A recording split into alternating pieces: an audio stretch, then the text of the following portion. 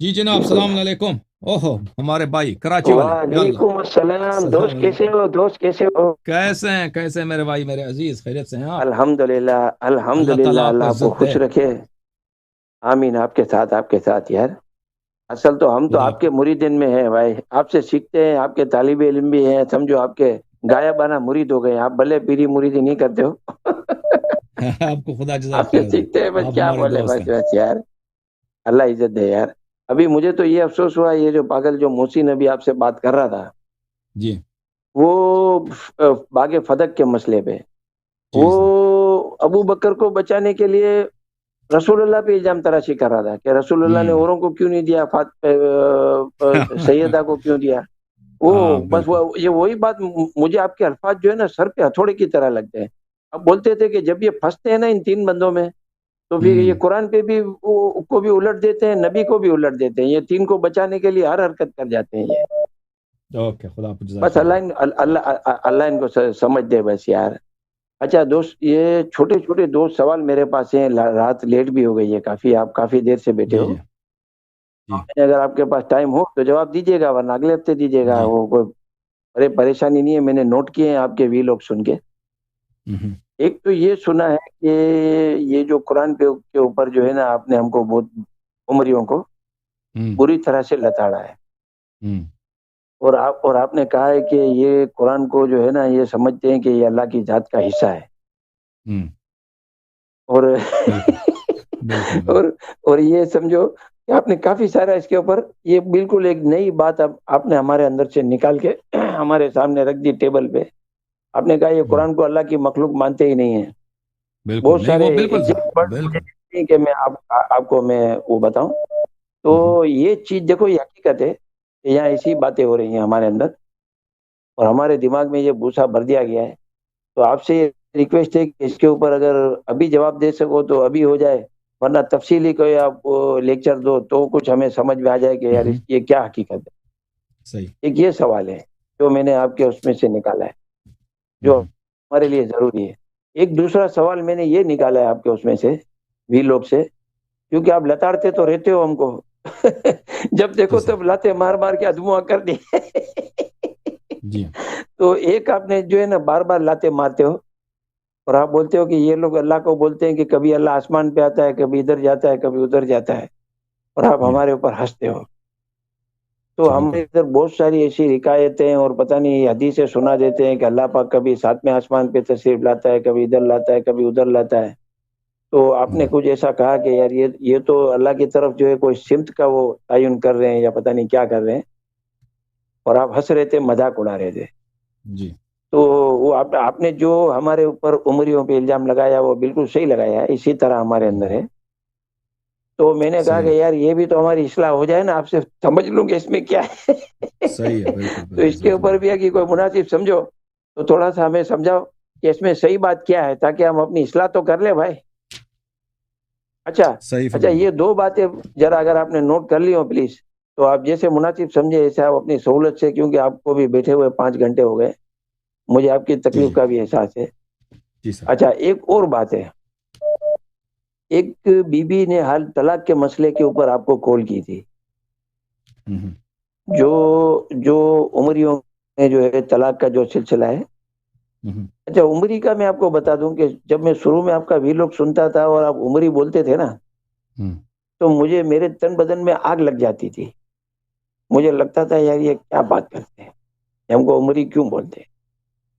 لیکن اب مجھے سمجھ آ گئی کہ یار آپ بالکل صحیح بول رہے ہو کہ صحیح۔ ہمارا تو بیس ہی وہی بنا پڑا ہے، جب آپ کی باتیں سنی تو یار دماغ خراب ہو گیا۔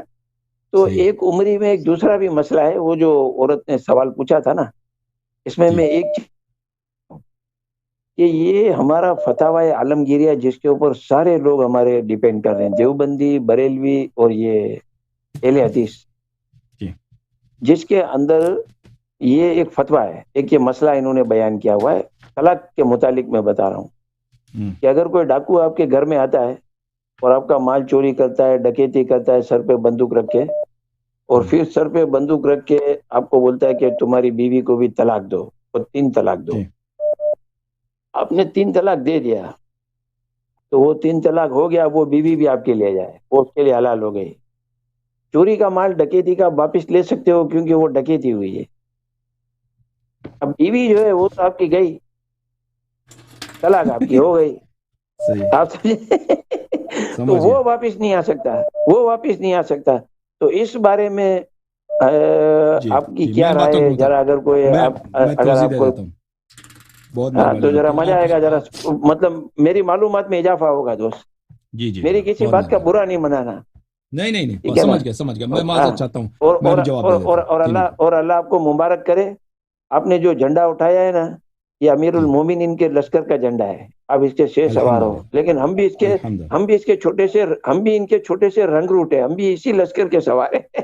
الحمدللہ، الحمدللہ، ٹھیک اللہ ہے نا؟ تعالیٰ آپ کو ہاں عزت دے الحمدللہ، اور الحمدللہ، قیامت ٹھیک میں ہے نا؟ آمین رسول صلی اللہ علیہ وسلم کے جی، ساتھ آپ کی حشر ہو انشاءاللہ، میری دعا یہی ہے۔ خدا آمین آپ کو آمین عزت دے، آمین۔ بہت تھینک یو مہربانی، بہت سر، مہربانی، جزاک تھینک اللہ، یو میرے جزاک بھائی، اللہ، تھینک یو ایک سر، بار پھر thank you, thank Allah you sir. تعالیٰ آپ کو عزت دے، تھینک یو۔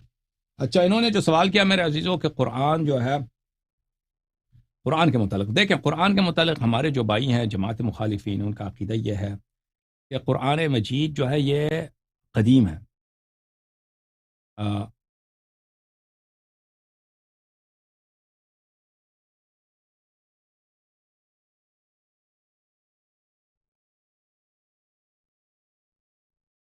اور قدیم ہے یعنی اللہ تعالیٰ نے، یہ ایسا نہیں تھا کہ پہلے قرآن نہیں تھا پھر اللہ نے قرآن کو بنایا ہے۔ تو اس کے متعلق ان لوگوں کا تقریباً اجماع ہے جماعت مخالفین کا۔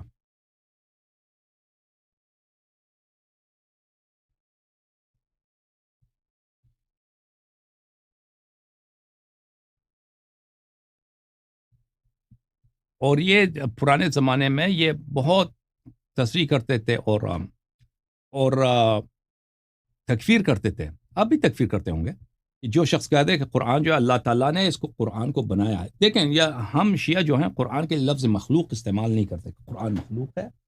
اس کی وجہ یہ ہے کہ مخلوق جھوٹی چیز کو بھی کہتے ہیں، مخلوق جو ہے، مخلوق جھوٹی بناوٹی چیز کو عربی زبان میں مخلوق کہتے ہیں، جیسے قرآن مجید میں آیت ہے مہذا الا اختلاق۔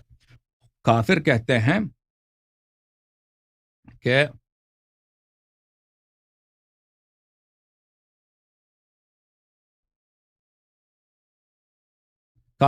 قرآن مختلق ہے، یعنی قرآن بناوٹی ہے، جھوٹی ہے۔ تو ہم لفظ مخلوق استعمال نہیں کرتے، لیکن قرآن مجید نہیں تھا، ایک زمانہ تھا قرآن مجید نہیں تھا، پھر اللہ نے قرآن مجید کے الفاظ اللہ تعالیٰ نے صادر کیے ہیں، لفظ خلق کیے ہیں، لفظ کو اللہ تعالیٰ سے صادر ہوئے ہیں، اور یہ لفظ جبرائیل نبی کریم صلی اللہ علیہ وسلم کے پاس لے کے آیا، ٹھیک ہے نا؟ یہ قرآن کے مجید کے متعلق ہمارا عقیدہ ہے۔ ہمارے جو بھائی ہیں، ہمارے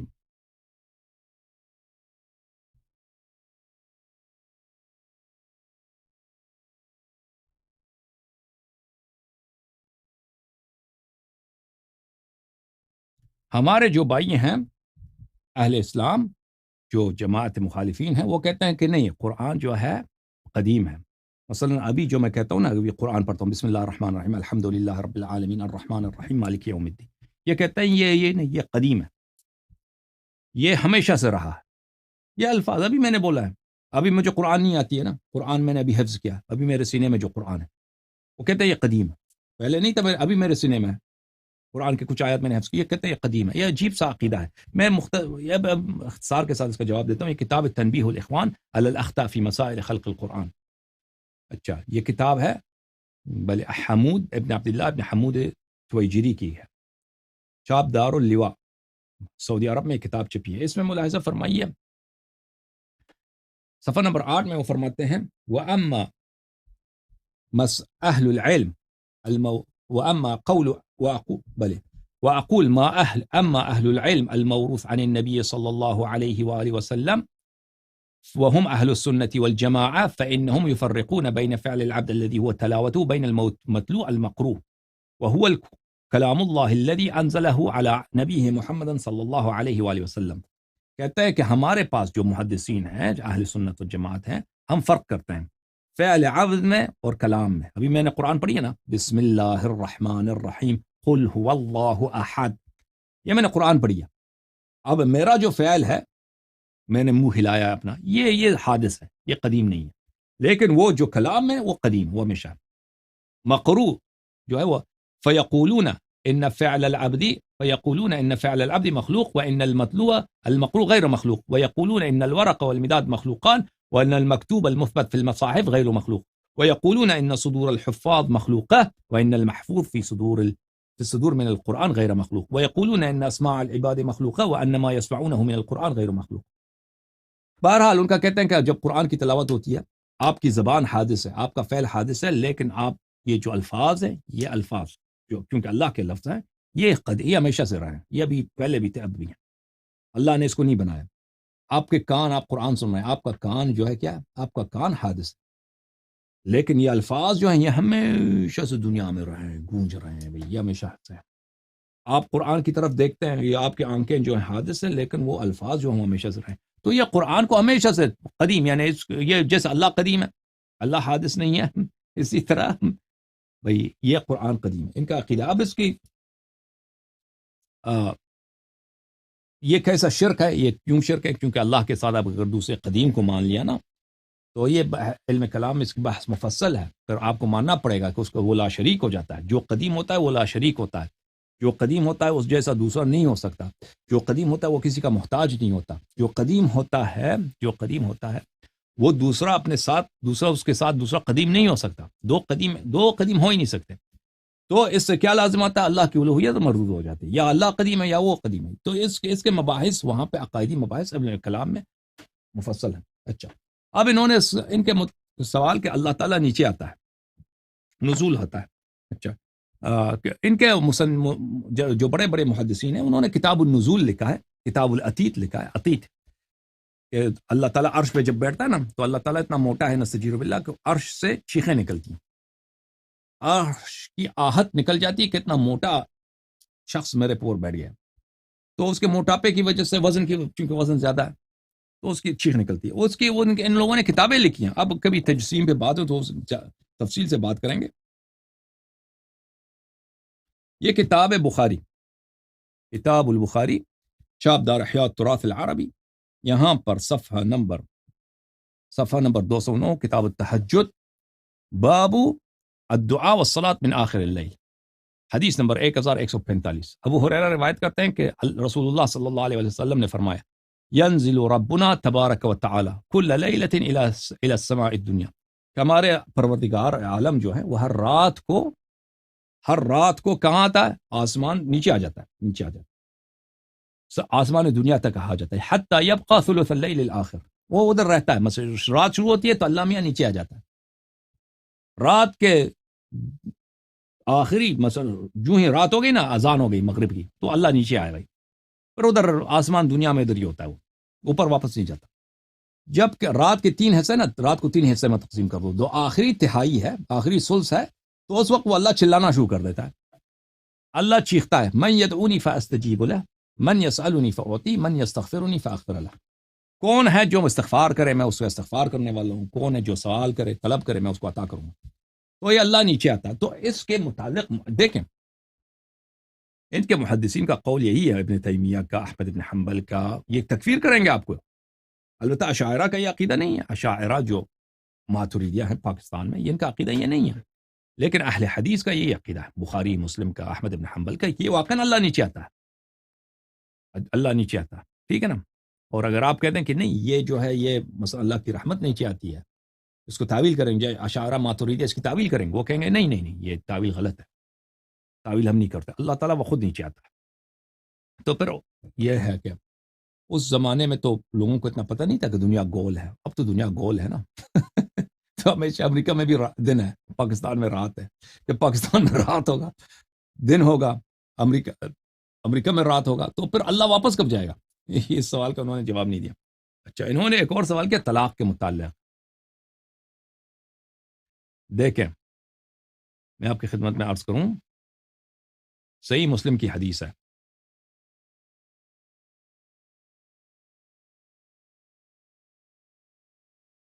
عزیزو یہ کتاب ہے صحیح مسلم. طلاق کے متعلق انہوں نے پوچھا کہ طلاق جو ہے یہ عمر کی بدعات میں سے ایک بدعت ہے، عمر کی بدعات میں سے ایک بدعت ہے کہ اس نے طلاق چینج کی شریعت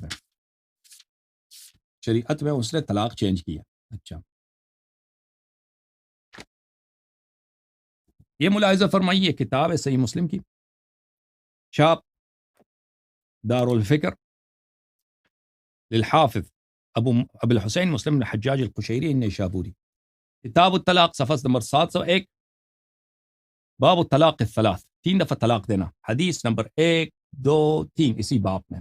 پہلے حدیث دیکھیے، ابن عباس فرماتے ہیں کان الطلاق علی عہد رسول اللہ صلی اللہ علیہ وسلم، رسول پاک صلی اللہ علیہ وسلم کے زمانے میں طلاق کس طرح ہوتی تھی، وہ ابو بکر کے زمانے میں بھی طلاق کس طرح ہوتی تھی، ٹھیک ہے نا، وسنتین من خلافت عمر، اور عمر کے خلافت کے 3 سال طلاق 2 سال کس طرح ہوتی، کس طرح تھی، طلاق الثلاث واحدہ، 3 طلاق کو 1 طلاق حساب کیا جاتا تھا، اب 3 دفعہ کر دو طلاق طلاق طلاق، اس سے مراد ہوتا ہے 1 طلاق۔ رسول صلی اللہ علیہ وسلم کے زمانے میں، ابو بکر کے زمانے، عمر کے 2 سال کے سال میں یہی تھا، اچھا 3 طلاق 1 طلاق گنتی ہوتی۔ فقال عمر بن الخطاب، پھر عمر نے کہا کہ ان الناس قد استعجلوا في امر كانت لهم فيه عنات، کہتے ہیں کہ لوگوں کو جلدی ہے ایک ایسی چیز میں جس میں ان کو گنجائش ہے، ان کے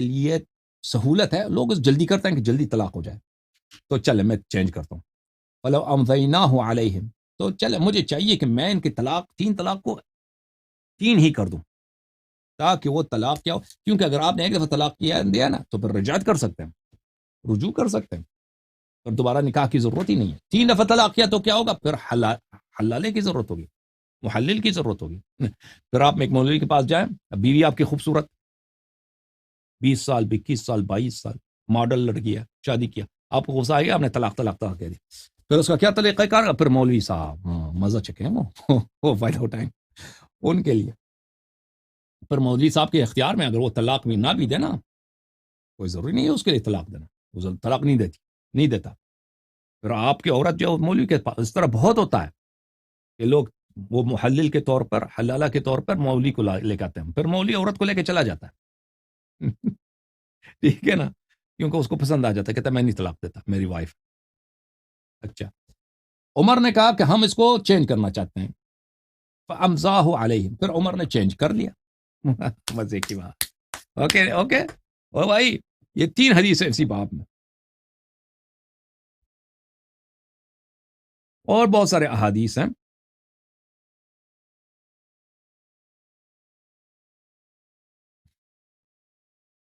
اور ان کے یہ اپنے کتابوں میں لاتے ہیں واضح طور پر کہ عمر نے شریعت کو چینج کیا، اور ان لوگوں کو شرم بھی نہیں آتی۔